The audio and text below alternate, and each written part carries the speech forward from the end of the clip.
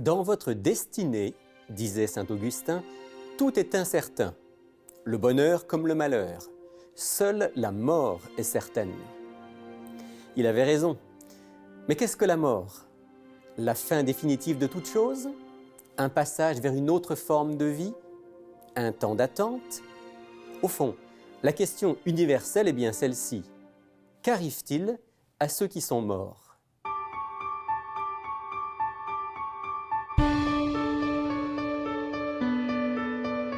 Il est écrit, une émission présentée par Rémi Ballet.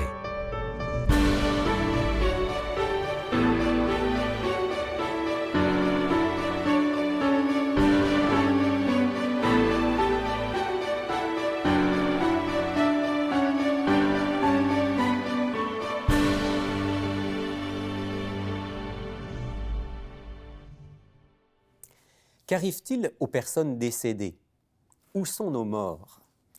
Chacun peut avoir sa réponse ou son absence de réponse à cette question. Mais une chose est sûre, personne n'y est indifférent.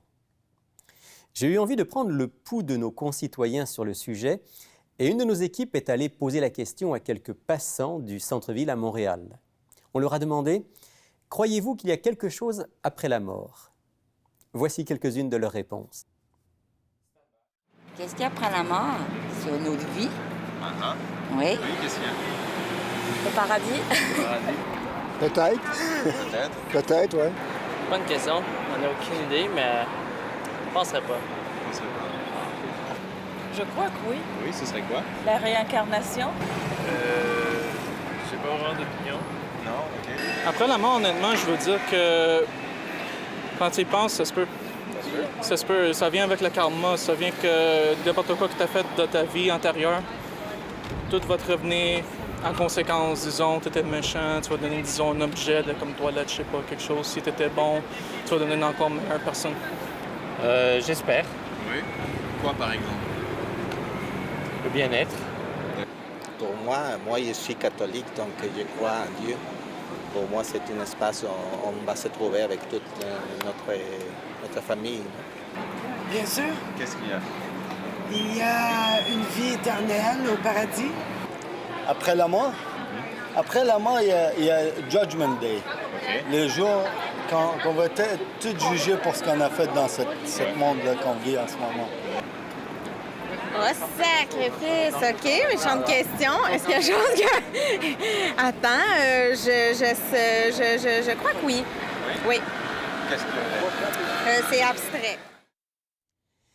Il y a bien des opinions et bien des croyances diverses en ce qui concerne l'après-vie. Et c'est parfois un peu abstrait. Bien sûr, il y a ceux pour lesquels tout est fini à la mort. Alors pour eux, c'est à peu près clair. Même si on sent chez certains le désir, le secret espoir de se tromper. Et puis, il y a ceux qui croient qu'il y a quelque chose. Et c'est là que ça devient souvent un peu abstrait. Autre vie, autre monde, paradis, réincarnation, on pourrait facilement se perdre dans toutes ces théories. Mais vous le savez, dans l'émission Il est écrit, notre point de référence, c'est la Bible. Pas les traditions des églises, ni les réflexions philosophiques des grands maîtres, ni le sentiment majoritaire du grand public. Sur un sujet qui nous dépasse tellement, il ne nous faut rien d'autre que la révélation du Créateur. Alors, que dit la Bible ?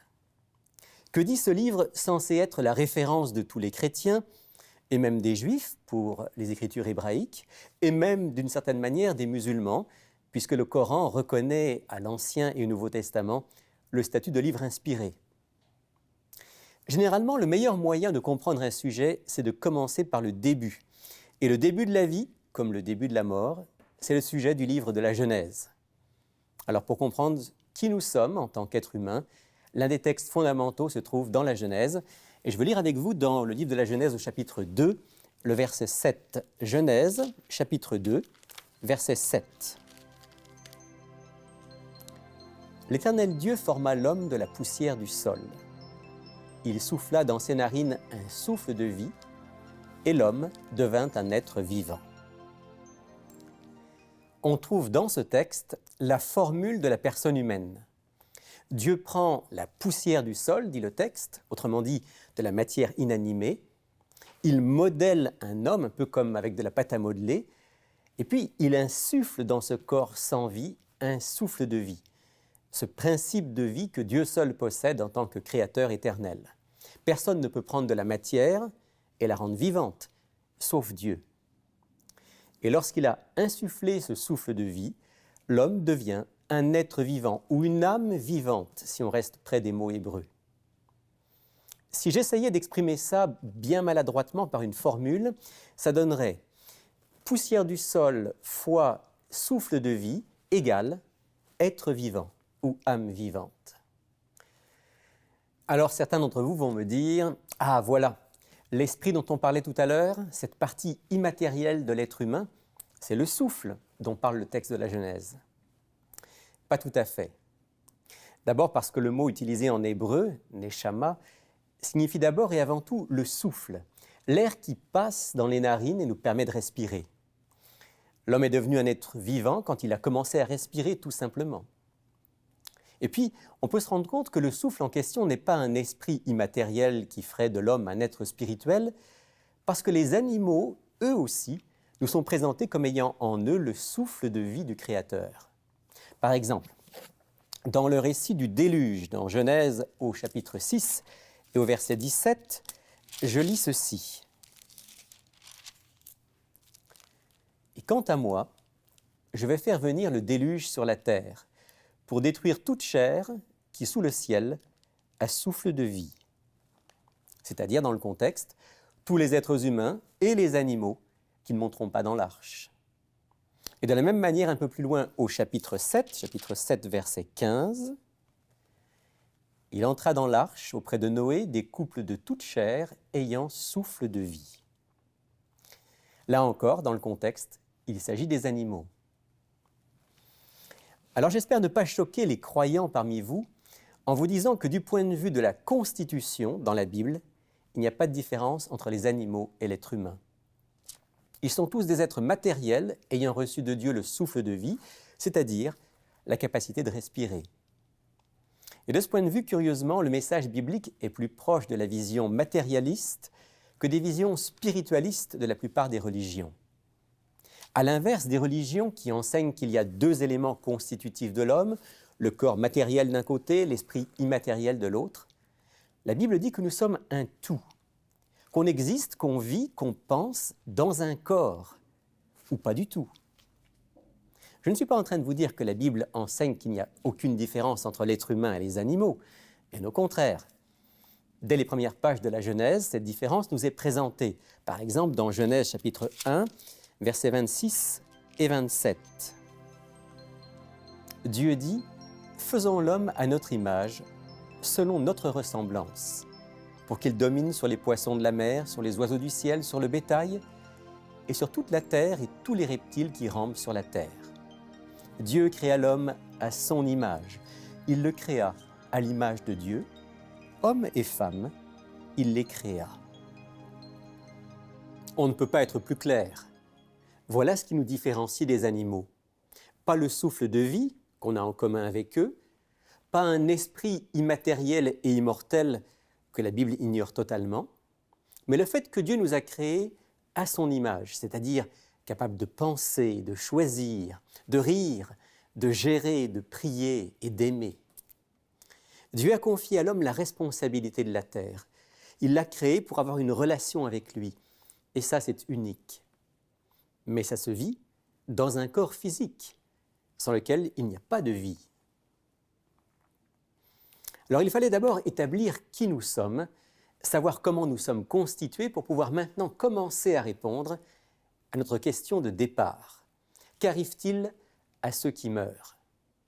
Et vous allez voir que la Bible est d'une logique parfaite sur ce point. Le livre de la Genèse, toujours lui, nous apprend que la mort ne faisait pas partie du projet initial de Dieu pour nous. Dieu, qui nous aime, voulait que l'on vive encore et encore. Mais l'éruption du mal, du péché sur la terre ont entraîné le désordre, l'injustice, la souffrance, la maladie et finalement la mort. Et voilà comment Dieu parle à Adam pour lui annoncer qu'il va mourir. Je lis le texte dans Genèse chapitre 3 au verset 19. C'est à la sueur de ton visage que tu mangeras du pain, jusqu'à ce que tu retournes dans le sol d'où tu as été pris, car tu es poussière, et tu retourneras à la poussière. Maintenant, permettez-moi une question. Avant que Dieu n'insuffle en l'homme un souffle de vie, quand il n'était qu'une forme modelée par Dieu à partir de la poussière, quelle était la condition d'Adam? Il était dans une situation de non-vie, vous êtes d'accord? Il ne respirait pas, ne sentait pas, ne pensait pas, pas encore.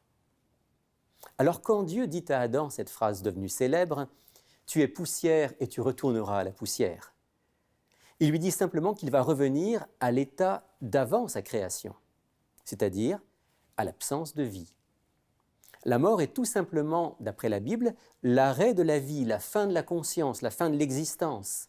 Les morts sont dans la tombe, aussi appelée le séjour des morts. Ils n'ont plus aucune conscience de rien. Vous pensez que j'exagère? Que ce ne peut pas être le message d'un livre religieux, d'un livre venu de Dieu comme la Bible? Alors permettez-moi d'enfoncer le clou en citant 2 ou 3 autres passages bibliques. Par exemple, dans le livre des Psaumes, au chapitre 6 et au verset 6. Psaume 6, verset 6. « Car dans la mort, on n'évoque pas ton souvenir. Qui te célébrera dans le séjour des morts ?»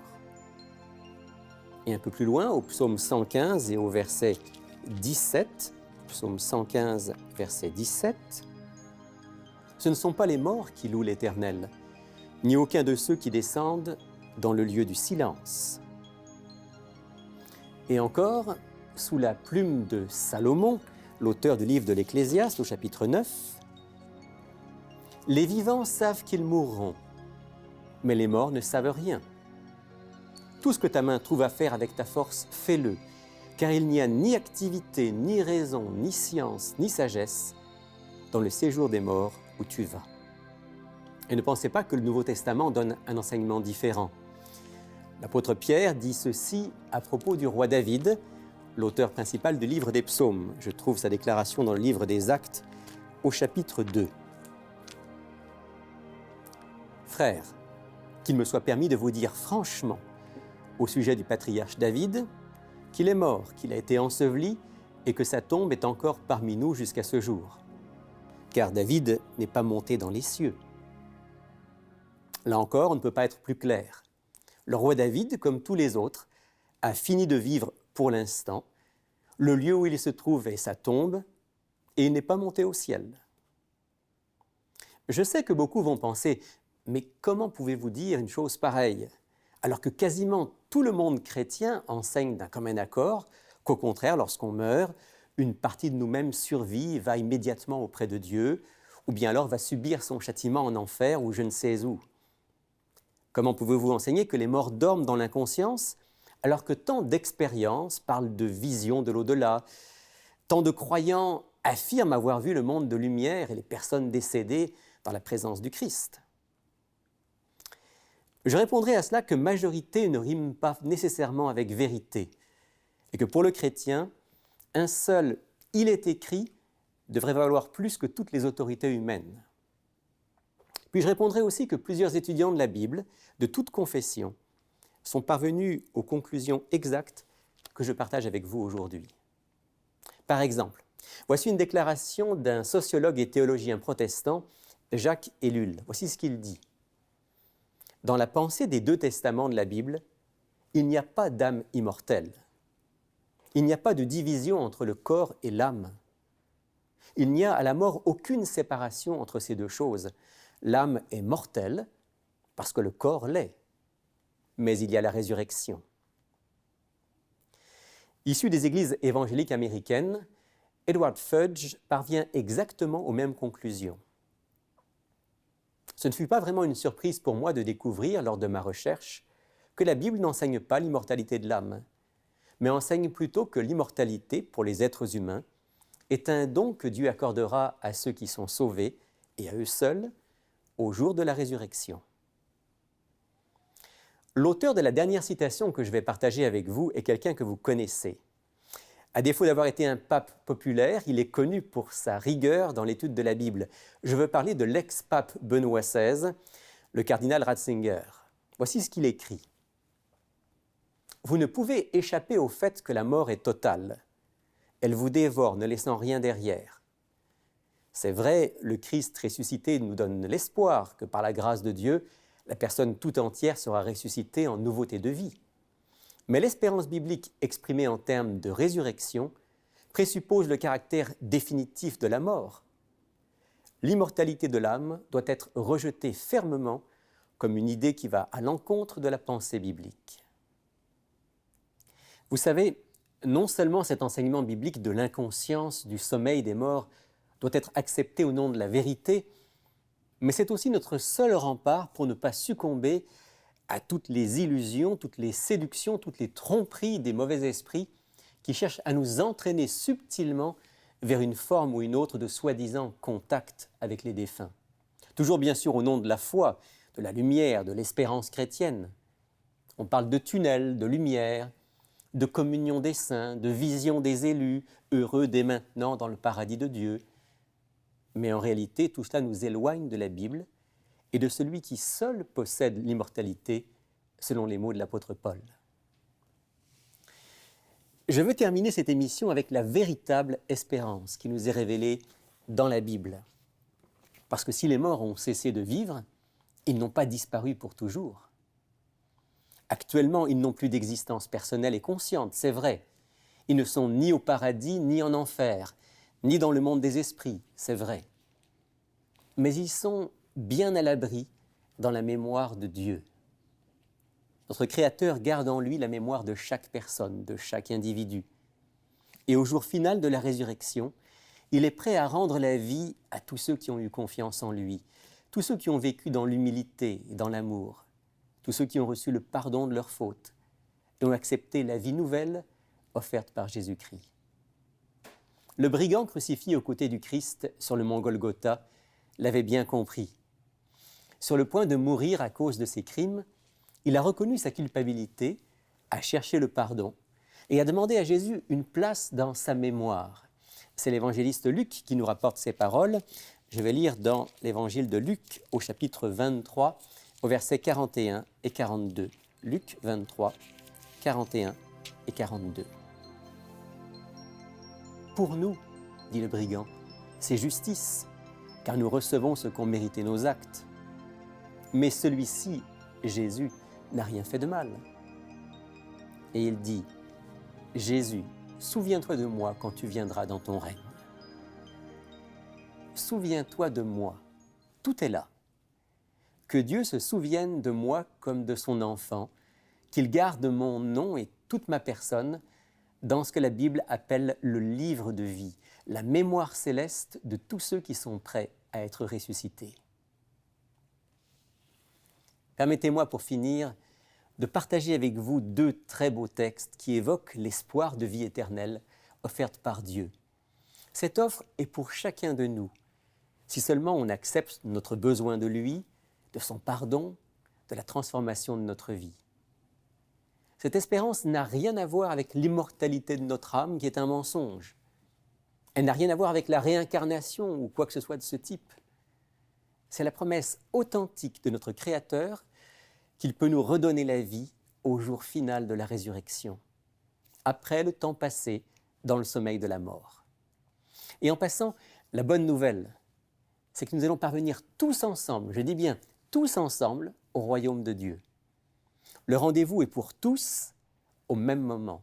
Il n'y a pas ceux qui continuent à peiner, à souffrir sur la terre pendant que les autres sont déjà entrés dans la paix, dans la joie infinie.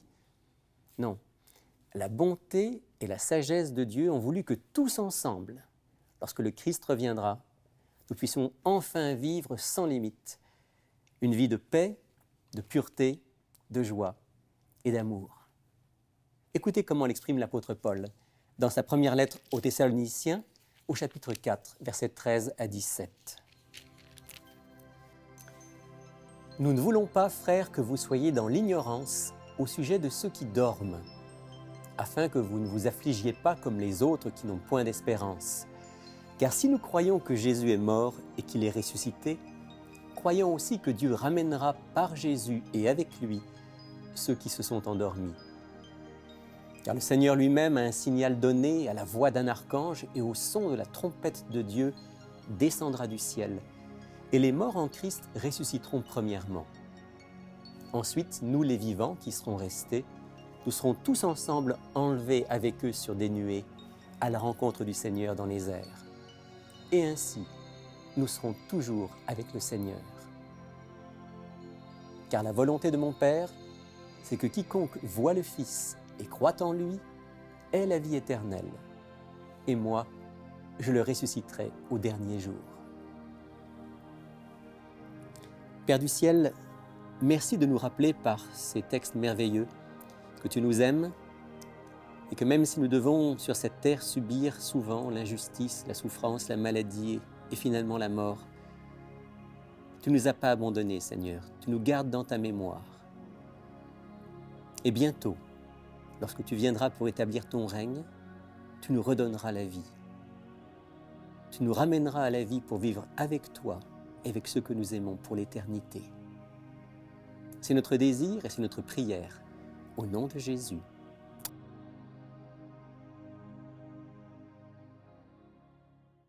Bonjour, je m'appelle Sylvain Duval et je suis responsable des cours bibliques à Il est écrit.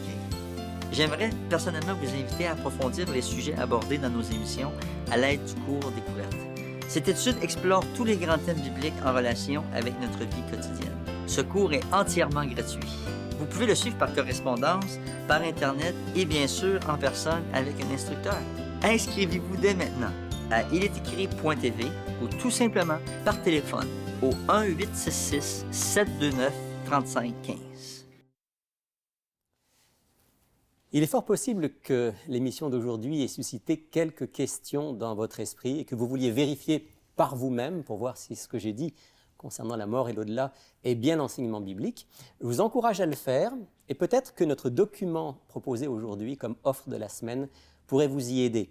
C'est France qui va nous présenter. Bonjour France. Bonjour Rémi. Et bonjour Sylvain. Bonjour Sylvain. France, parle-nous de cet excellent document qu'on veut présenter aujourd'hui. Oui, c'est un document qu'on a déjà offert dans le passé, bien sûr, qui s'intitule « La mort, la résurrection, le ciel et l'enfer ». C'est un document qui, justement, parce que c'est un bon document, on l'a travaillé, on a fait une nouvelle édition. Donc, on l'a rafraîchi, on fait de présentation et tout ça. Bien, le contenu est le même.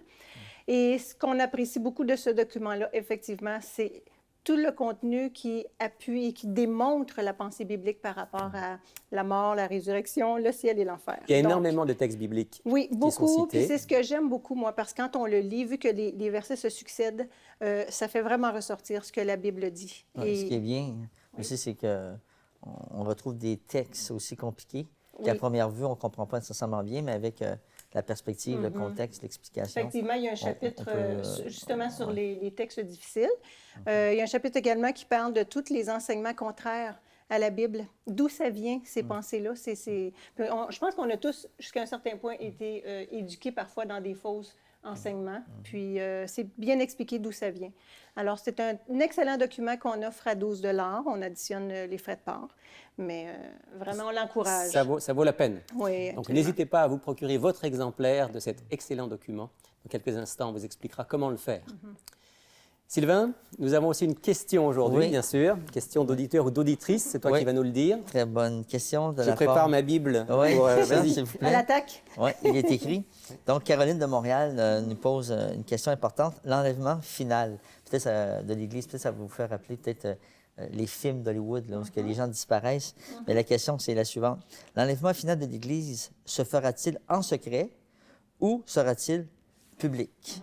Donc, on a vu plusieurs, peut-être, livres là-dessus. Oui, j'ai vu le film, justement. Je comprends, donc... il y a eu ce fameux film Left Behind où, d'un seul coup, le pilote disparaît et puis c'est la catastrophe un peu partout. Mais ce qu'on aimerait savoir aujourd'hui, qu'est-ce que la Bible dit Alors, sur ce sujet-là? C'est la bonne question. C'est vrai? Est-ce que c'est biblique?